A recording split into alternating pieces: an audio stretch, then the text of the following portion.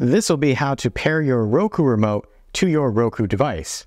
Please note that there are 3 different types of devices and 3 different remotes that you might be working with when setting up your Roku remote.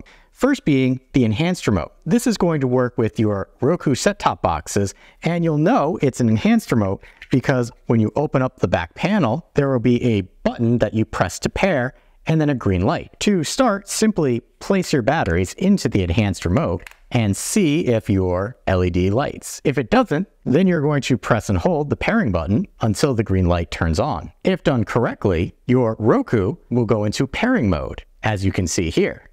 If, by pressing the pairing button on your remote, it does not automatically go into pairing mode, and we can see I did it correctly right there, you may need to power cycle your Roku device in order for it to pick this up. The second type of Roku remote is a Bluetooth remote. This is more common with Roku Express devices.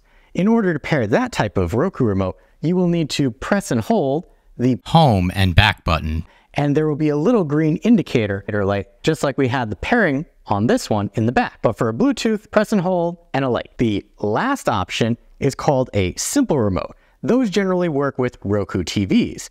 In those cases, you simply put your batteries in, point at the TV, and press some buttons, and it will be picked up because the TV itself is the Roku, not a standalone box. For extra credit, your remote is not being picked up by your Roku device. You can, using the official Roku app on either iOS or Google Play, use this remote to come to Settings on your Roku device, Remote and Devices, and then Remotes. And then down here to where it says Add a new device. Then you would select Remote.